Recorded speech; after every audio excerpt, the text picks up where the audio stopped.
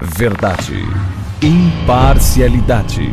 Começa agora o programa A Hora da Verdade. Apresentação Carlos Frederico Gomes. Olá, amigas assinantes, estamos iniciando mais um programa A Hora da Verdade na sua TV Mais, canal 15 da Multiplay e na sua TV Litoral, ou Litoral TV, canal 5 da NET. Olha, eu não me sinto representado por esse governo do presidente Temer e também acho que não me sentiria representado pelo governo da presidente Dilma. Porque a gente não pode falar em Temer sem falar em Dilma, porque o Temer nada mais é do que vice da Dilma. Eu me sinto envergonhado de viver no Brasil hoje, sinceramente, envergonhado. Porque eu queria viver num país em que o meu país fosse exaltado, eu como cidadão fosse importante para ele, as crianças do meu país fossem importantes, os pais de família do meu país fossem importantes para ele, os trabalhadores, enfim, do meu país fossem importantes. A gente vive num país em que os idosos são humilhados e mortos todo dia, crianças são usadas, são estupradas, são mortas, mulheres são mortas diariamente. E o governo brasileiro, nos últimos anos, quando fala em respeito à vida, respeito ao cidadão, nada existe. Existe preocupação muito grande com o mercado, uma preocupação muito grande com a economia, uma preocupação muito grande com empresas, o capital estrangeiro. Mas a cidadania no Brasil, há muitos anos, ela foi relegada ao lixo, à basura. Foi relegada ao último plano. Ninguém se preocupa com o cidadão brasileiro. E é um momento muito ruim para a gente constatar isso. O mundo todo se fechou. A nova ordem mundial está sendo construída com as atitudes do presidente Trump dos Estados Unidos. Quem pregou, há bem pouco tempo atrás, que pregou, lutou, exigiu, né, a tal da globalização, hoje sabe que foi um péssimo negócio e um erro terrível. A globalização fez o mercado ficar mais forte, fez os países ricos ficarem mais ricos e os países pobres mais pobres e as pessoas mais pobres. O dinheiro circula em todo o país, em qualquer parte do mundo. O dinheiro do mercado, as startups, as empresas com penetração mundial, elas estão aqui. Vou dar um exemplo claro. Nossa Constituição, que diz que o transporte em qualquer município desse país tem que ser regulamentado pelas prefeituras, hoje foi desmoralizado. Estou falando do Uber. O Uber é uma empresa mundial em que mudou, impôs uma postura dela contra uma legislação que existia no nosso país. Não é só aqui, não, no mundo todo. Mas ao mesmo tempo em que o dinheiro entra, a empresa entra, o ser humano é discriminado. Aqui no Brasil está muito violento, uma família sofreu uma violência e tomou a atitude de morar nos Estados Unidos. Estou dando um exemplo. Nesse momento, o chefe da família, o homem, deve estar preso, a mulher deve estar presa e a criança está no abrigo separado do pai e da mãe. Sabe quando foi que existiu isso no mundo? Existiu isso no mundo muito na Segunda Guerra Mundial. Na Segunda Guerra Mundial, as crianças eram separadas, eram tomadas. Tem um filme lindo, A Escolha de Sofia, muito triste, que relata com muita verdade e muita honestidade o que aconteceu, sem exagero, sem pieguice, o que aconteceu de fato durante a Segunda Guerra Mundial nos Estados Unidos, principalmente lá na Europa, principalmente feita pelo governo nazista, em relação não só a judeus e outros povos, ciganos, pessoas que não eram da etnia ariana, que o Hitler queria que ficasse exclusivamente na Alemanha, e o resto que tinha foi... A preocupação era destruir mesmo, matar, destruir. Nessa brincadeira, milhões de judeus foram mortos. E começou com a separação das crianças. Hoje, o presidente Temer, não vou falar nem nas outras lá, mais de 1.000 que foram separadas. Mas o presidente Temer separou, o presidente Trump separou, no mínimo 50 crianças brasileiras dos seus pais. E ela não sabe onde estão seus pais, nem pai nem mãe, estão vivendo em abrigos espalhados no território americano. Para quem não sabe, os Estados Unidos é maior do que o Brasil, para você ter ideia do tamanho dessa tragédia. E ninguém sabe onde estão os pais. Tem lá os cônsuls brasileiros que moram nos Estados Unidos, estão loucos tentando achar essas crianças e os pais dessas crianças para tentar, de novo, unir e formar a família. Pois é, esse louco e repetiu um ato nazista está fazendo hoje nos Estados Unidos, esse louco chamado Trump, representa um governo em que o vice-presidente está aqui no Brasil. E veio aqui no Brasil, teve coragem de dar carão aqui no Brasil. Para um presidente corrupto, fraco, que nos enoja, chamado Temer. Veio ao nosso país e ainda veio um governo que age dessa maneira, que separa famílias e retira uma criança do convívio do pai e da mãe. Os vice-presidentes, nem o vice-presidente desse local vem falar com o nosso presidente. É por isso que às vezes dá vergonha de ser brasileiro. Né? Dá vergonha, gente. Por isso que ele se preocupa muito em o Brasil passar ou não passar da primeira fase da Copa. Eu me preocupo muito com o meu país, demais com o meu país, fazer um papelão desse. Esse presidente corrupto que nós temos, aceitar um vice-presidente de um país que separou 50 crianças brasileiras dos pais, via o nosso país ainda dá carão aqui na política que ele faz em relação à Venezuela, isolamento da Venezuela, não sei o quê. Ainda veio dizer que vocês não arriscam a sua vida indo para os Estados Unidos, não. Vivam aqui. Nós não queremos... Disse lá, nós não aceitamos vocês lá, não. Disse aqui. Deu um recado aqui no território brasileiro. Ainda é feito almoço e jantar e é recebido aqui com a pompa. Pode ser, meu irmão. Mas se aqui tivesse um representante nosso, real, um homem que não fosse mas é um governo, um homem que não fosse um desses seria a palavra certa, esses chaleram que faz essa babaquice, essa babação.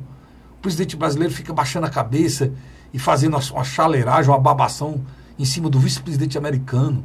O presidente brasileiro de um governo ridículo, que foi esse governo da dona Dilma, que ele era o vice, e ainda por cima o vice assumiu e está aí denunciado 2 vezes por corrupção, terminando um governo. Só faz humilhar o cidadão brasileiro, humilhar você, me humilhar a população, e saber que as nossas crianças lá que estão separadas, não tem ninguém que fale por elas. Não tem ninguém que fale por elas. É muito triste viver num país assim. Principalmente no momento em que o mundo está se fechando. Os abestados aqui, e passavam o tempo todo falando em globalização, em abertura, em retirada de barreiras comerciais, de impostos, estão tudo sem saber o que dizer. Porque eles representavam o quê? Os interesses das grandes empresas estrangeiras que queriam empurrar de goela abaixo tudo que elas produzem para a gente comprar sem ficar nada no nosso país. E o Trump, que é o cara que é o chefe do capitalismo, fechou o paizinho dele, está protegendo as indústrias dele. E agora, cara pálida, você que defende essa abertura, vai dizer o quê? Vai dizer o quê? E eles querem continuar fechando o país deles e mandando tudo para cá. E a gente foi feito besta, sendo vagão de um país autoritário, com atitudes nazistas, fascistas, como esse governo americano atual. É terrível você viver num país em que o seu presidente, em que quem deveria lutar e brigar por você, pelas crianças desse país, pelo cidadão brasileiro, não tem um pingo de nacionalismo, não tem um pingo de respeito à cidadania, não tem um pingo de respeito às crianças que estão afastadas dos seus pais. Não tem coisa mais cruel no mundo. Você que é pai, né? Você que é mãe, sabe do que eu estou falando. Qual é a crueldade de você ver crianças chorando, sem referencial, de uma hora para outra desaparece o pai e a mãe.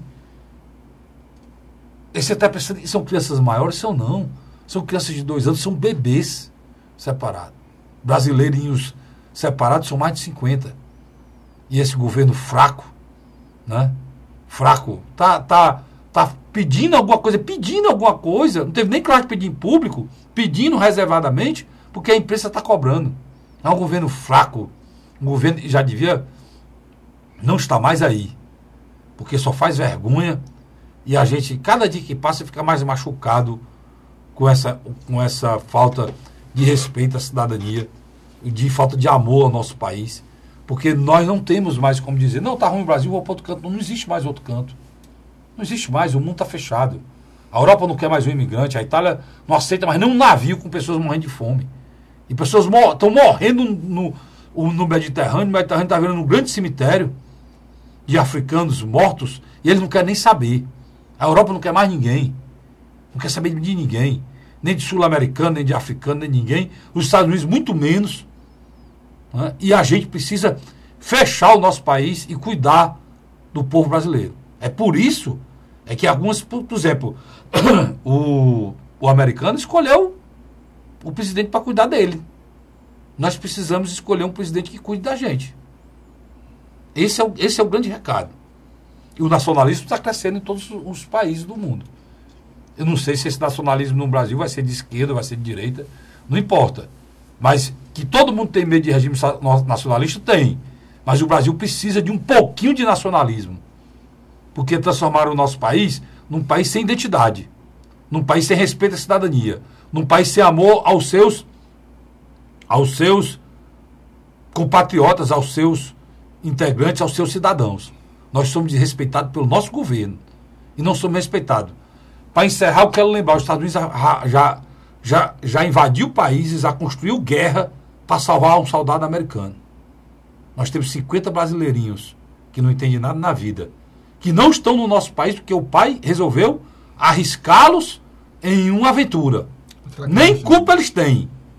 E nem o respeito, nem a vontade, nem a coragem, a obrigação do governo brasileiro de ir atrás desses nossos brasileirinhos, não, nós não temos. Me dá vergonha, nesse momento, ser um cidadão brasileiro. Eu tenho vergonha. Porque, do mesmo jeito que não cuidam de um cidadão brasileiro, como a gente vê, mas são crianças indefesas, mais de 50, que estão aí em outro país, e o nosso país não tem coragem nem de...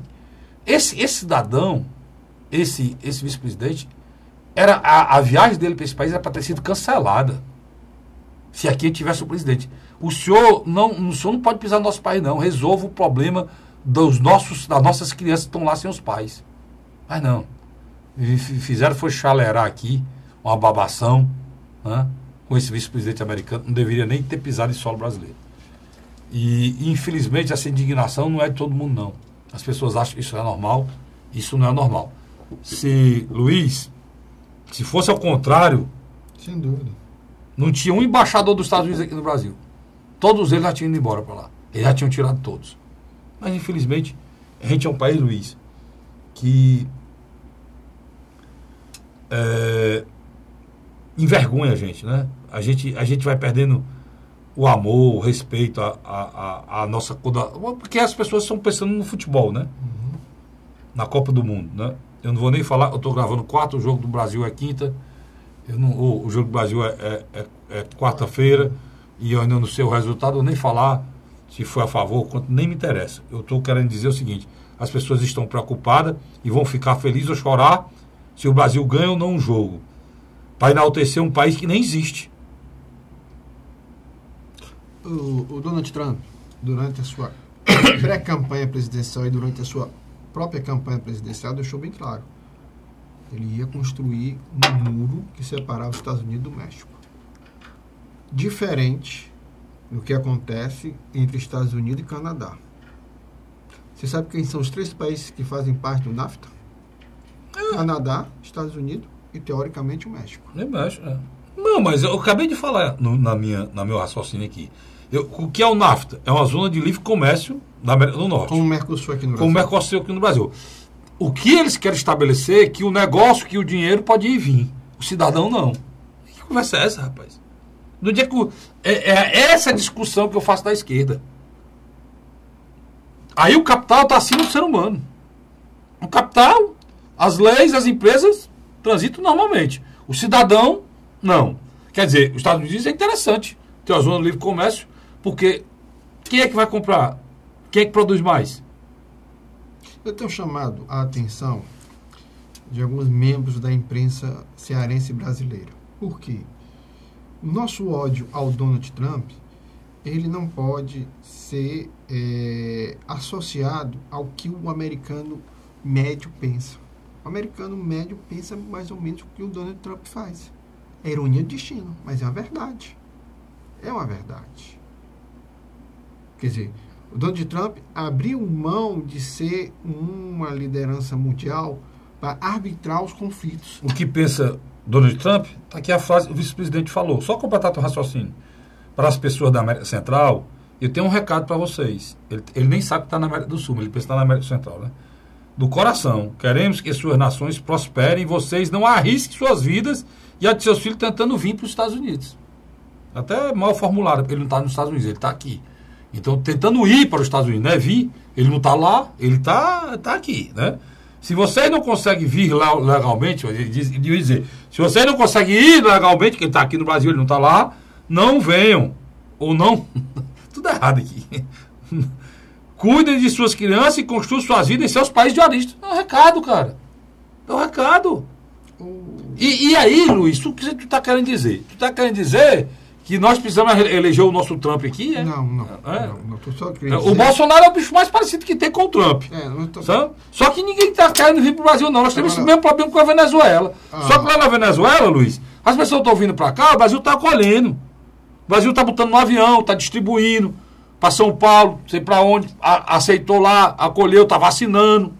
Se você chegar em São Paulo, provavelmente... A diferença, o Brasil é um país pobre. Os Estados Unidos, porque, Luiz, a discussão lá... Se você chegar na cidade... Vamos fazer o primeiro programa falando de política internacional.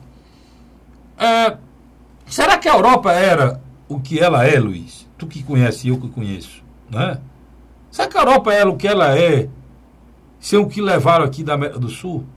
Sem dúvida. O que levaram do Peru, o que levaram do Peru, do México, do México, do Brasil. Os anos de exploração do Brasil e do México, da Argentina, do Uruguai, enfim, da Colômbia, da própria Venezuela, foi anos e anos a fio em que todos esses países eram colônias de exploração. A Espanha virou o maior império na época, no século XVI, no século XVI, não, no século XVIII, século XVIII. Não, século XVI. Não, 16 foi 1500, foi descobrimento, né? 1500 foi descobrimento. Foi o século XVIII, no ano 1700, 1800, naquela época, a Espanha virou um reino, Luiz, sem ocaso, ou seja, o sol não se punha. Tanto ele como a Inglaterra. Porque era uma banda da América Latina toda, fizeram até o Tratado de Tordesilhas, uma banda da América Latina toda era da Espanha, junto com a América Central toda, junto com o México todo, e pronto. E além e Portugal, com o Brasil, e Portugal com as colônias que tinha na África, a Espanha com as colônias que tinha na África, e por aí iam. E tudo isso foi explorado, a África foi explorada, a América do Sul, a América Central foi totalmente explorada.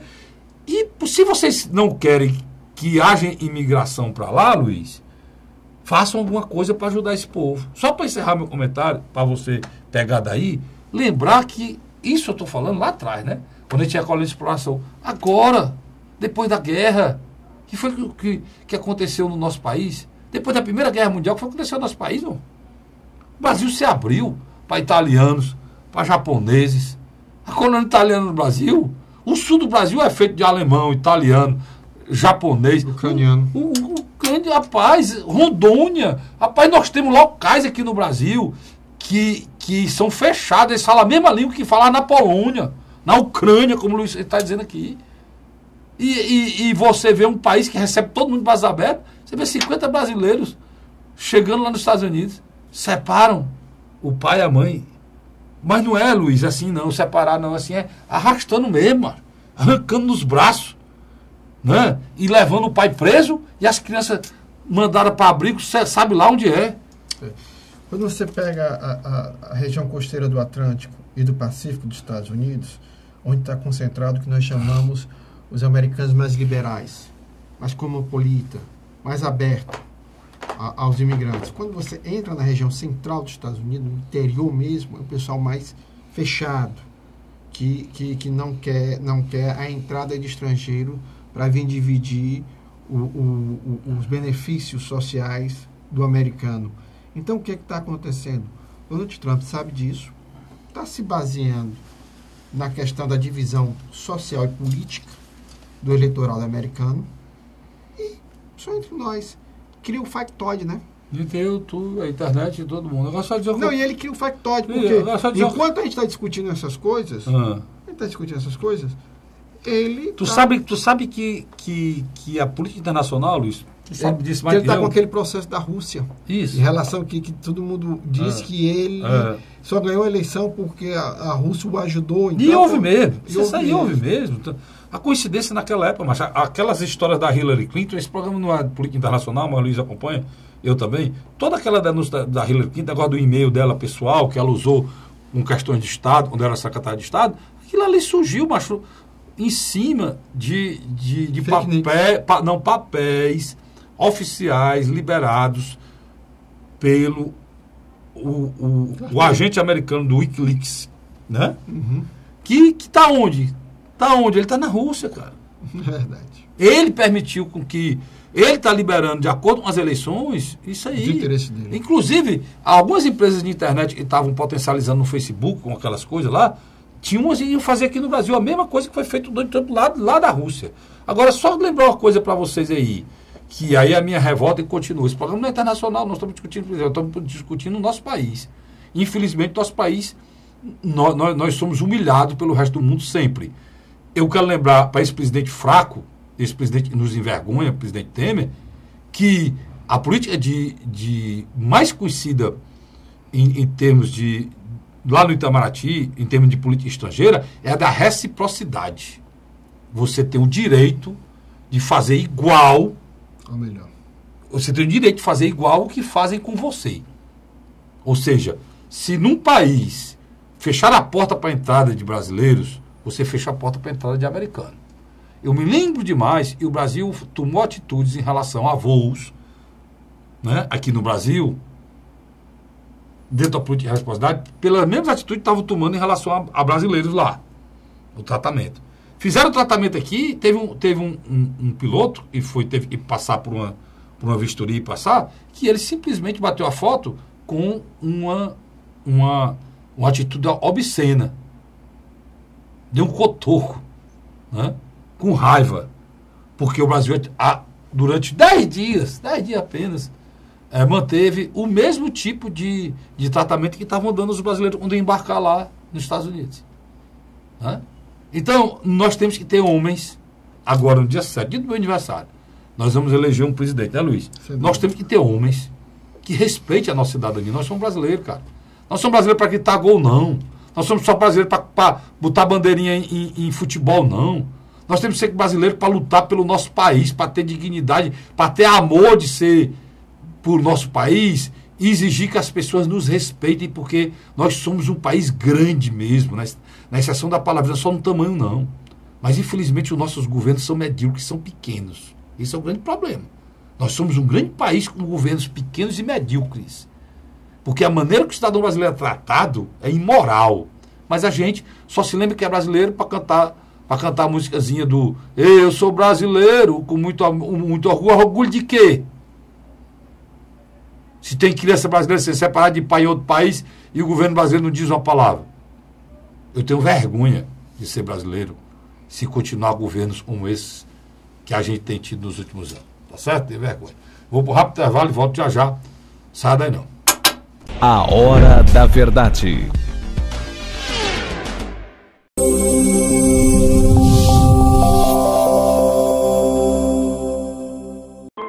A Assembleia Legislativa começou a campanha Ceará Sem Drogas. A discussão vai ser levada para todo o estado, prevenindo a população e buscando soluções para resolver o problema. Participe da campanha. Juntos ficamos mais fortes para combater essa verdadeira tragédia que destrói famílias, futuro e muitas vezes a própria vida. Ceará Sem Drogas, uma luta de todos nós. Assembleia Legislativa do Estado do Ceará. José de Arimanteia, Uruoca. Acordo 8 horas, 9 horas, aí carrego o carro e vou lá pegar água. Aí sai distribuindo os comércios. Estrada dessa, ó, para gosto de você andar, ó. Você não gasta pneu, tem economia no bolso e anda rápido. Sertanejo pega uma estrada boa, fica feliz, fica contente. Assim como o trecho que liga Uruoca a Martinópole, o governo do Ceará está fazendo mais de 1.000 quilômetros de estradas mais importantes da vida de muita gente. Governo do Ceará.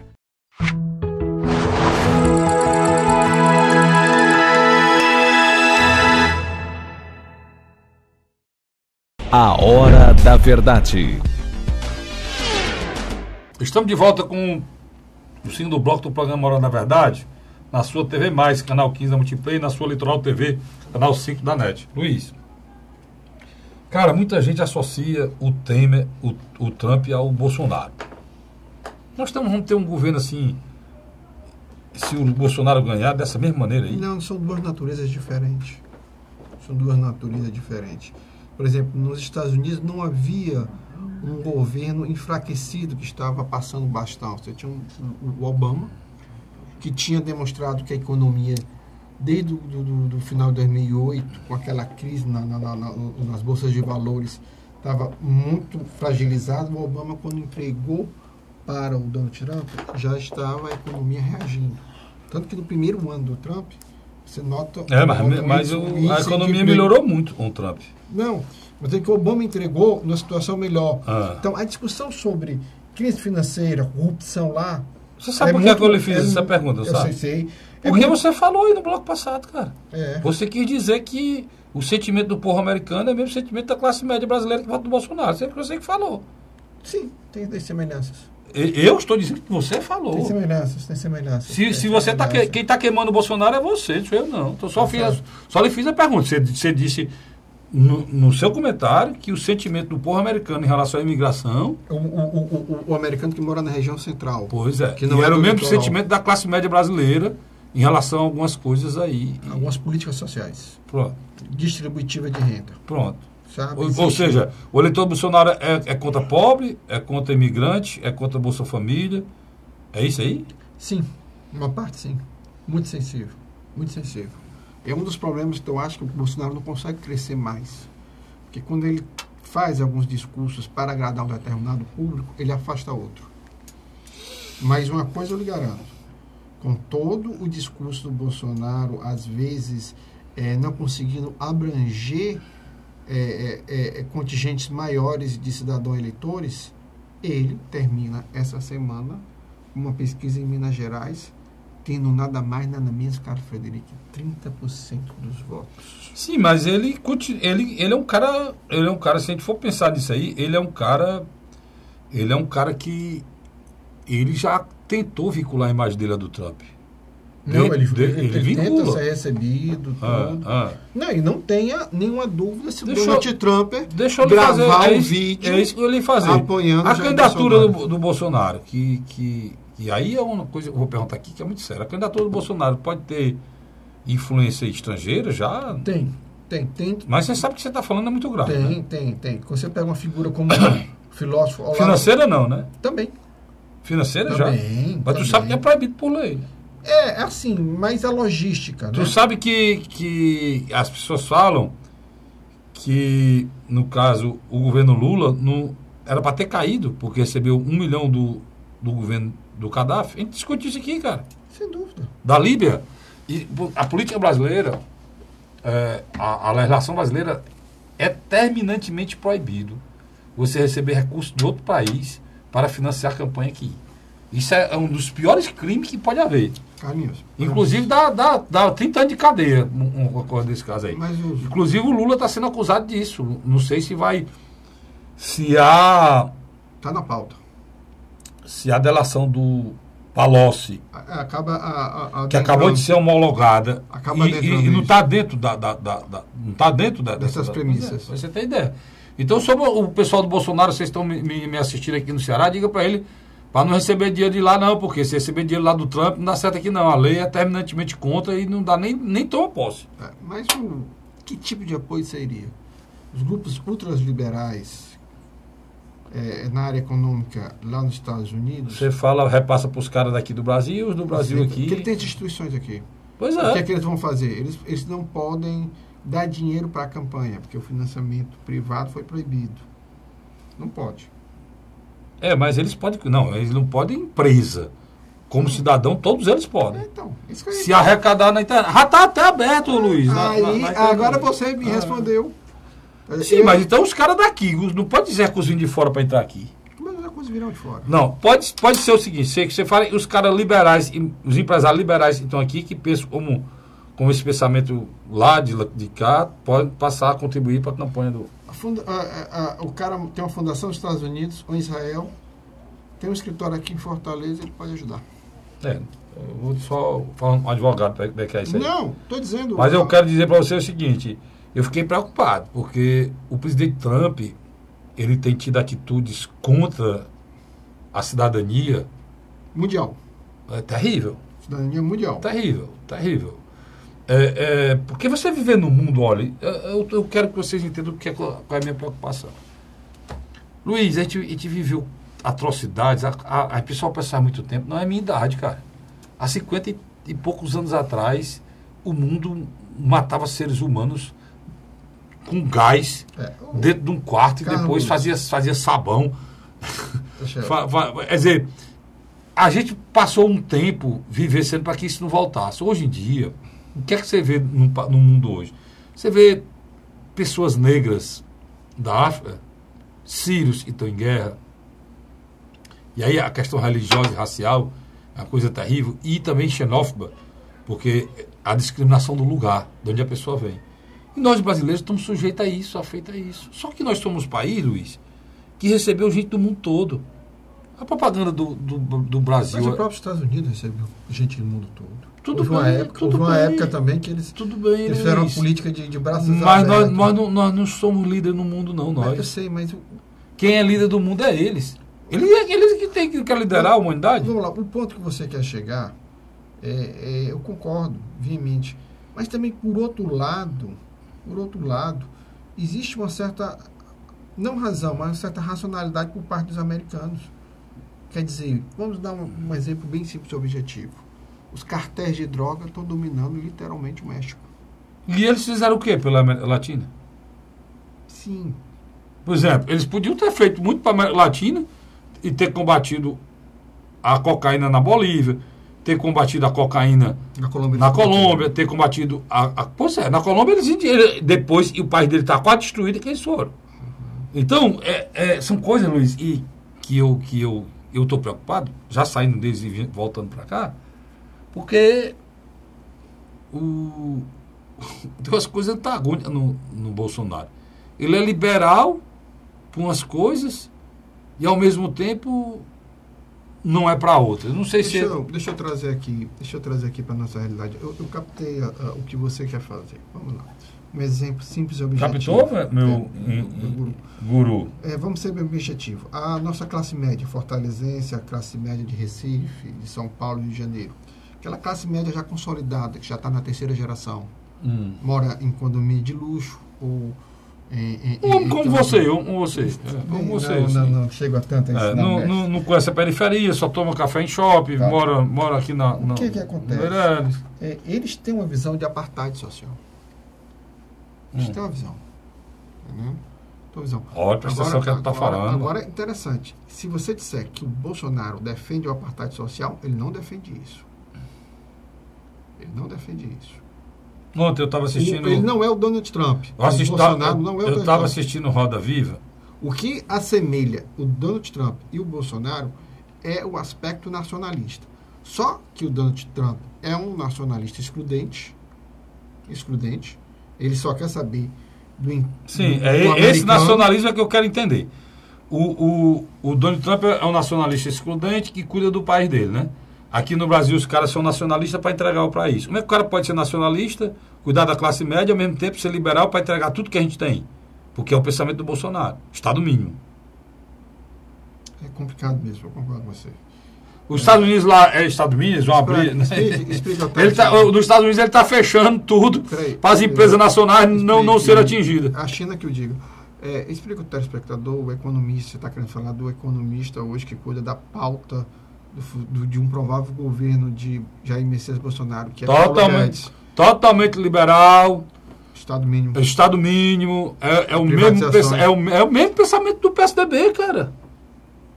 Privatizar tudo, entregar. Como é que eu sou nacionalista e entrego esse país? Olha, eu vou lhe dar um exemplo claro. Tu sabe quanto é que é de isenção aí para a Shell? 1 trilhão de isenção da Shell. 1 trilhão de isenção. No contrato foi feito aí do pré-sal. Aí eu não entendo. E disse que quer arrecadar. O projeto do pré-sal está sendo votado lá. Quiseram botar 20% de royalties para os estados, não passa. E para os municípios, só passa 10%. Entregando uma riqueza brasileira para eles. Os Estados Unidos faria isso? Nunca. O petróleo do Alasca. Se a gente for ser nacionalista, vamos ser igual aos Estados Unidos, cara. Vamos proteger a indústria nacional. A indústria nacional, Luiz, foi uma das maiores do mundo. Uma das maiores. Não foi uma das maiores do mundo. Ainda temos um grande parque. Luiz, o que a gente era há 10 anos atrás, o que a gente é hoje, a gente não é nem um arremedo do que a gente era há 20 anos atrás. O que os economistas chamam de processo de desindustrialização. Que foi? Destruir a indústria nacional. Pois assim, se a gente vai votar no governo nacionalista, Bolsonaro, que a gente cuide do que é nosso, cara. Carlinhos, porque senão nós temos que ir atrás na direita de outro nacionalista que cuida da gente. Ou então na esquerda. É o seguinte, o que você fala é uma grande verdade. Uma figura como Jair Messias Bolsonaro, que veio do Exército, passou a vida dele toda praticamente lá dentro, que absorveu aquela visão de Estado macro que o Exército tinha. Que o Exército, durante o período que ficou de 64 nacionalista. até 85, ela acreditava num desenvolvimento nacionalista via o Estado. A gente tinha que... Eles trouxeram multinacionais, mas para ficar aqui. O Brasil fabrica carro da Volkswagen naquele tempo numa empresa multinacional. Hoje que elas são transnacionais. Mas naquele tempo era multinacional. São empresas que tinham capital aqui no Brasil e davam emprego aqui no Brasil. Tanto ela como a Ford. Hoje não. Hoje essa porcaria desse iPhone aqui é americana e é feito lá na Coreia. Né? Ninguém nem sabe onde é que é feito. É montado, é feito num canto, montado. Agora eu estou querendo dizer para você me dizer, como é que a gente define o Bolsonaro economicamente, ou como é que você pode pensar que ele vai proteger o povo brasileiro com um pensamento liberal desse? Mas aí que está o X da questão. Quando você pega uma parte do eleitorado dele jovem, de 16 a 30 anos, em sua grande maioria masculina, e também ou cursando faculdade ou já formado, eles defendem excessivamente as privatizações. Pois nós estamos falando, sabe quem? Ele está falando aí dessa turma do Vem Pra Rua aí, do movimento Brasil Livre. Essa turma aí, eles têm um pensamento seguinte, eles querem ser cidadão do mundo, entregando tudo que a gente tem e destruindo tudo que é política social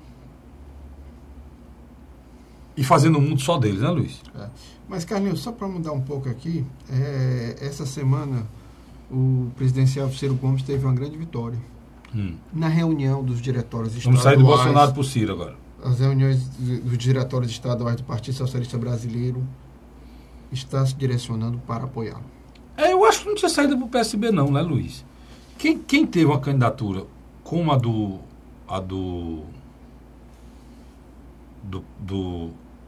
Eduardo Campos. Do Eduardo Campos, que morreu. Depois Marina Silva. Que morreu naquele acidente, vamos para o Eduardo Campos mesmo. A figura que tem o pensamento, a figura que tem o alinhamento, inclusive econômico, inclusive nessa linha que eu estou falando aqui, né, de modelo de país, por exemplo, o que é que o Ciro prega? Aí você vai entender por que é que eu acho que o Luiz acertou na música. O que é que o Ciro prega? O Ciro prega aqui uma economia livre de mercado, mas em que o Estado seja protagonista no desenvolvimento do país.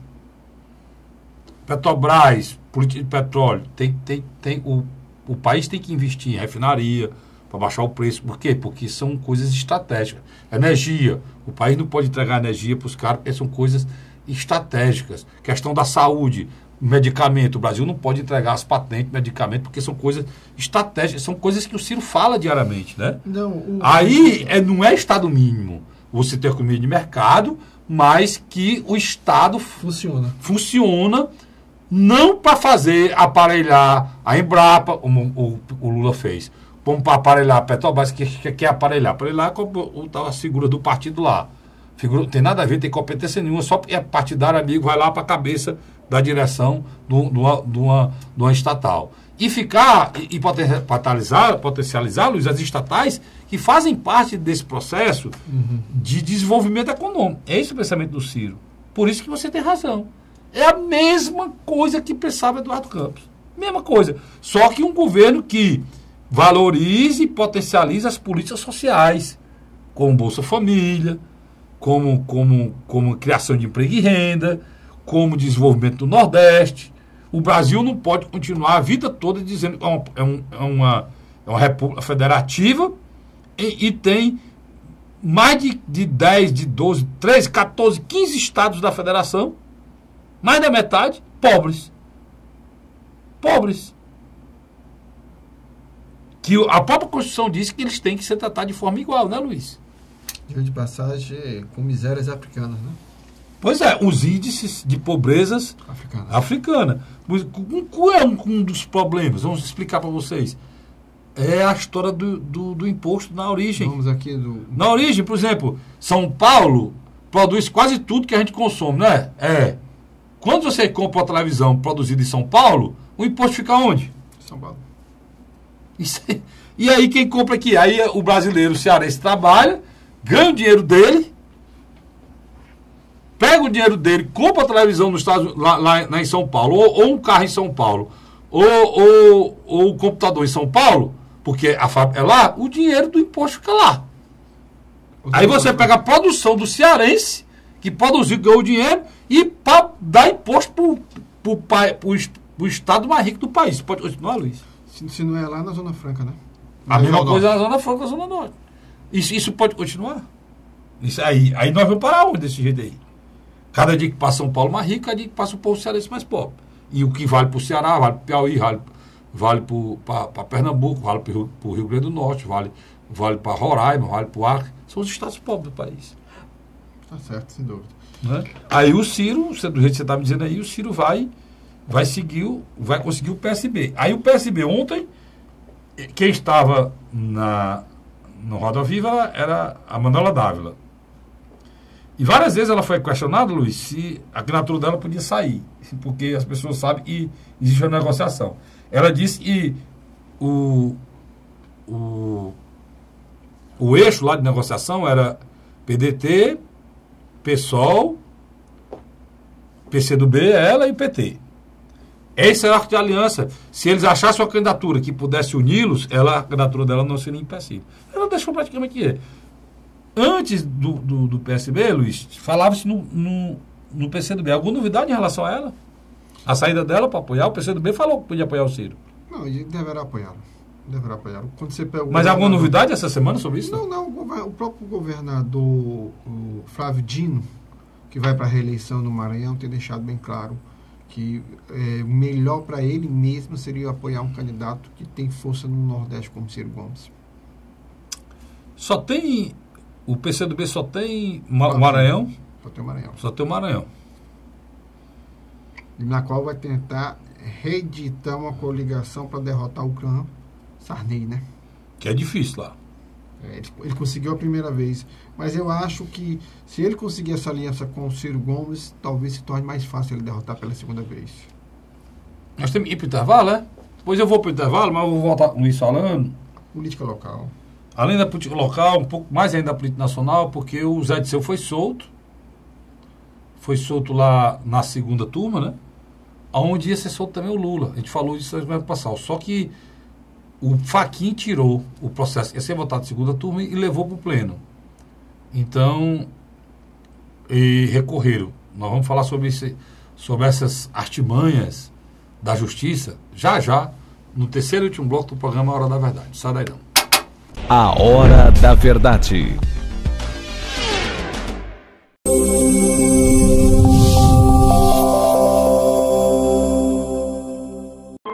A Assembleia Legislativa começou a campanha Ceará Sem Drogas.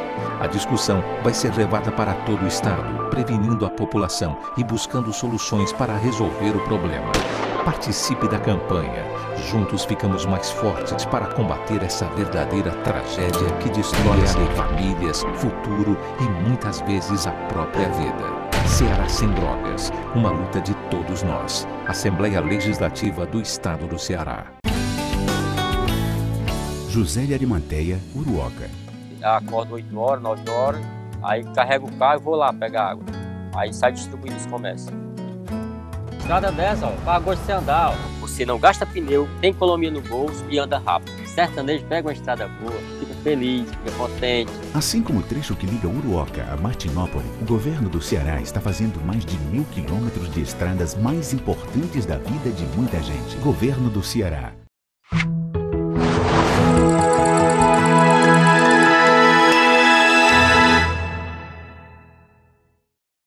A Hora da Verdade.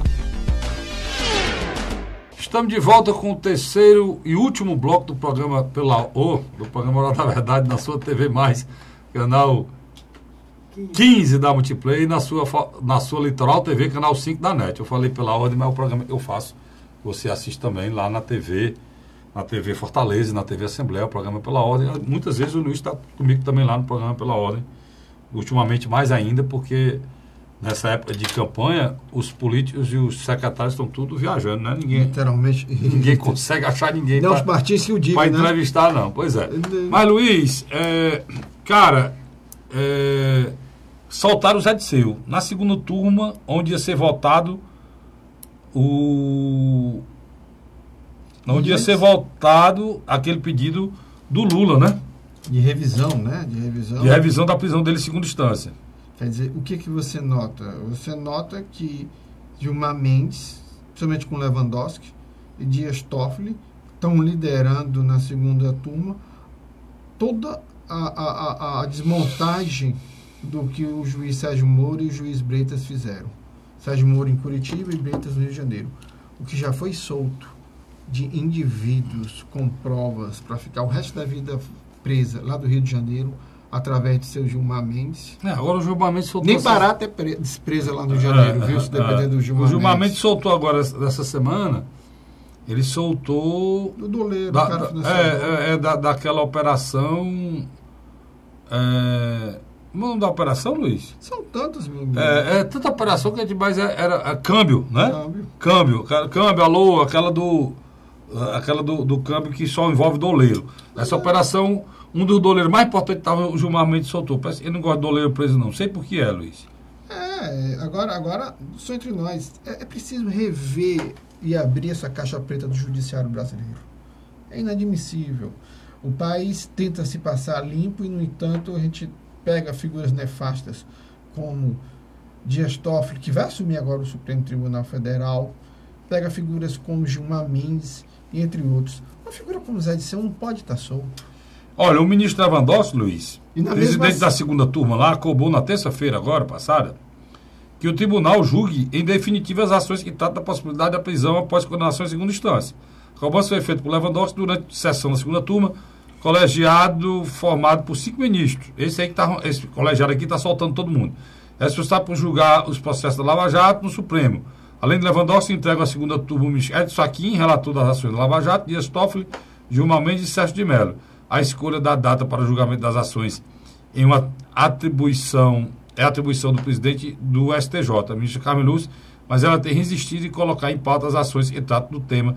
Lewandowski não citou a ministra, mas durante sua fala no plenário da segunda turma, ele pegou pesado, ele praticamente botou a culpa nela. Os processos estão sob a relatoria do ministro Marco Aurélio Mello, que liberou os processos para julgamento desde dezembro do ano passado. Quer dizer, ele está botando a culpa na... Isso é uma cadeira de mau gosto, né, cara? Ele está botando a culpa na presidente do Supremo. O Lula está preso. E na realidade aqui, a peça dele voltar à segunda instância é porque o Lula foi preso. Porque está errada a justiça, né? Ele está errado a justiça que prendeu.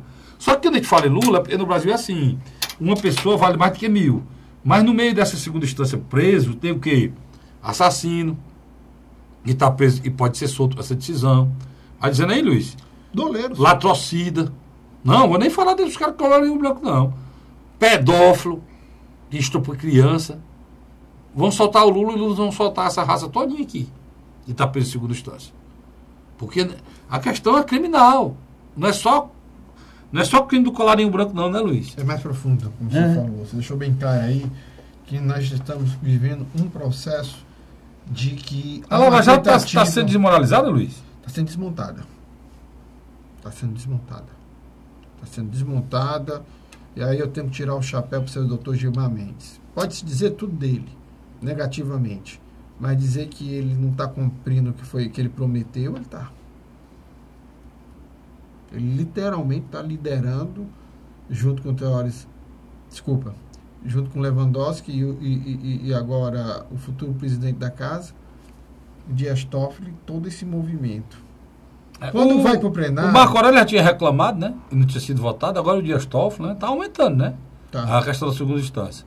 Você lembra aquele processo do PEN que foi tirado, não foi votado? Foi. Na pedido do PEN. Tem uma da OAB também, falando da mesma coisa.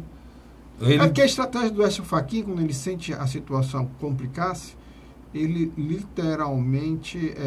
Não, o Lula ia ser solto lá na segunda turma. Não foi porque ele puxou o plenário, né? Na última terça-feira, sim. Só não foi porque ele puxou o plenário. Na última terça-feira, dia 26, isso aí não tenho a menor dúvida, não. Carlos, a gente tem um grupo no WhatsApp, na qual nós colocamos alguns grandes amigos nossos. E eu me admirei, né? Eu vi aquela foto de Eunício de Oliveira e o governador Camilo Santana jogando bola. E aí? Não, aí o que a gente sabe, Luiz, aí é preciso ser dito o seguinte, o que você já falou, eu já falei aqui, e é o fato. Que, inclusive, o blog do Luiz tem um grupo, e esse programa aqui tem um grupo no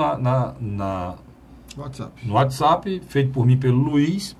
E essa semana eu botei muitos amigos meus, botei uns, né? E botei um bocado essa semana, o Luiz já tinha botado o dele, eu botei o meu. E nós vamos botar mais imagens daqui, né, Luiz? Lá no blog, vamos botar mais discussão da gente no blog lá. No próximo programa eu vou dar até o número para quem quiser adicionar e entrar sem problema. Então, eu acho que a aliança já está formada, né? Já. Pode até ser que ela não seja feita de forma formal, mas eu acho até que se ela dependesse só do Camilo, seria feita. Não, acho que ela já aconteceu. Eu estou falando, a aliança não vai ser feita de forma formal, com uma coligação com o PMDB, porque não depende só do Camilo. Mas se dependesse só do Camilo, porque o PDT não aceita. Se fosse só o PT e o PMDB, já estava feita. Mas o PDT não aceita. Até pelo discurso nacional do Ciro. Por conta disso. Exatamente por conta disso. Discurso nacional do Ciro. Então, na realidade, você já disse aqui, eu vou repetir o que você disse, que é verdade. Vamos para aquela coligação, como é que a turma chama? Aquela coligação branca. É verdade. Né? Que existe, mas de fato, mas não de direito. Não existe a coligação oficialmente feita em convenção, mas as pessoas que vão acompanhar o candidato a governador vão votar no candidato a senador do oficial, do candidato a governador, e no audiêncio, que não vai estar oficialmente coligado, mas vai ser falado o tempo todo em tudo. E foi né? que eu digo que foi uma postura muito assim, amiga do governador Camilo Santana, né, Luiz? Porque o governador Camilo Santana foi criticado pelo PMDB, foi maltratado na Assembleia. Você se lembra, cara? Você se lembra? A coisa fedeu na Assembleia. das discussões, as pessoas que representavam o PMDB, lá foi muita acusação. O que chamaram, o que disseram do governo Camilo, os PMDBistas falaram do governo Camilo, o pessoal do PSD, né? E do Partido da Mulher, ou seja, a família do Domingos Filho, Aguiar, que falou desse governo, o que maltratou esse governo, né? Então o governador Camilo está se demonstrando um político muito assim hábil, né? Tem gente que não gosta e acha também que isso é feio, né? Mas nenhum, aí não veio para cima de mim essa história. Quem acusou, que disse que aquilo não prestava e voltou, tem que explicar. Quem estava no seu canto e foi largado e deixado de mão, e se a pessoa quiser voltar, ele não pode dizer, não quero mais, não existe esse político, Luiz. Não. Em ano de eleição, não existe esse político, não. Eu entendo. Porque algumas criaturas aí querem dizer, esse governo vagabundo se juntou de novo com quem esculhambou ele, meu amigo. Ruim é quem esculhambou e voltou. Quem aceitou de volta, não vem falar. Você não quer político, você quer anjo. Dizer que o governador Camilo, olha, eu não quero vocês, porque vocês falaram mal de mim, não me interessa. Onde é que tem isso, Luiz? No ano de eleição. Isso não existe. Deixa eu fazer aqui uma explicação histórica. O ex-governador e atual senador Tasso Gereissati, quando o grupo dele ficou no poder de 1987 a 2006, conseguindo eleger 4 governadores, mas no final assumiu 5, o Beni Veras, que assumiu o final do terceiro mandato de Tasso Gereissati. O que aconteceu? Você tinha o tassismo e o antitassismo. O antitassismo formado somente pelo lado da direita, pelo MDB e na época PFL, os democratas, e um antitassismo mais à esquerda, formado por PT, PSB e PCdoB. Quando Cid Gomes assumiu, aí diferenciou. O Cid construiu um grande domínio político-administrativo. Aí eu gosto de dizer que a oposição que nascia contra Cid Gomes era praticamente quando alguém era expulso desse condomínio. Primeiro momento. Lúcio Alcântara e o grupo político dele. Porque no governo Lúcio Alcântara, os Ferreira Gomes foram aliados até a véspera das eleições. Depois, quando terminou o governo Lúcio, o Lúcio vai para o PR e leva uma parte do PSDB. Mas o grupo do PSDB do Tasso permanece. Lá na frente, o que acontece? O próprio Cid, em função da questão nacional, é obrigado a colocar o grupo do Tasso para fora desse condomínio político administrativo. Em 2012, numa briga local dentro de Fortaleza, ele é obrigado a colocar para fora o grupo da prefeita petista Luziane Lins. Em 2014, na tentativa de eleger Camilo Santana, não, ele vamos é lá. obrigado... Você tá errando aí. Ele não botou ninguém para fora, Luiz. Não é que ele tenha botado para fora. Essas pessoas ficaram insatisfeitas e saíram. Não, mas é um choque de interesse. Não é que eu estou dizendo. A Luziane Lins queria botar um candidato dela. Né? Tudo bem, ela foi prefeita, ele apoiou. Ela foi reeleita, ele apoiou. Ele queria lançar um candidato a prefeito, ela não aceitou. Saiu. Não havia uma candidatura conjunta. Vamos lá para o Tasso. O Tasso era o candidato ao Senado. O que mais parecido para botar para fora é esse daí. Porque o Lula não aceitou. E ele não quis romper com o Lula e lançou a candidatura. O Eunício foi posto para fora. O Eunício não foi posto para fora. O Eunício queria ser o candidato a governador, ele deu a vaga do Senado, o Eunício não quis. Não, ele queria que o Eunício já era senador, ele queria que indicasse ele deu a vaga para o PMDB indicar no Senado, porque o candidato a governador era o Camilo, o vice. Ele não quis nem o Senado, nem a vaga. Ele ofereceu tudo, menos o governador, porque ele era candidato a governador, né? E aí ele saiu. Mas a oposição... Agora, Mas a oposição ao Cid Gomes, Carlos Frederico, é feita por exclusão. Pois é, mas eu estou querendo te dizer que houve interesse. O caso do deputado do Domingos Filho, mesma coisa. Domingo queria ser o quê? Por exclusão. Mas vamos lá. É a mesma coisa. Não, estou só relatando o fato. A mesma coisa. O governador Camilo Santana, ele criou um modelo chamado administração ônibus. Como assim? Ele, na primeira fileira, tem quem? O grupo dos Ferreira Gomes e seus aliados mais próximos. No meio do ônibus tem os partidos tradicionais aliados de Camilo, como o PT, PDT, Partido Progressista. PDT é o Ferreira Gomes. PDT outros. Mas antes tinha o André Figueiredo, quer dizer... mas o PDT é o Ferreira Gomes hoje. E da parte de trás agora, ele abriu um espaço para os novos aliados. Os novos aliados, na realidade, não eram adversários, eram antigos aliados. Eunício Oliveira foi eleito senador junto com quem? Gorete Pereira. Foi eleito senador com quem? O Eunício foi eleito senador com quem? Domingos Filho foi presidente da Assembleia junto com quem? Genésio Noronha, que foi o primeiro mandato no PT. Então, pô, o Domingos Filho foi primeiro secretário do Cid Gomes, ó, quando o Cid era presidente da Assembleia. Sem dúvida. E depois virou a liderança e virou vice-governador de quem, o Domingos Filho? Do Cid. Então, esse aí era o quê? Era um aliado que saiu e voltou. O outro saiu e voltou, Eunício Oliveira.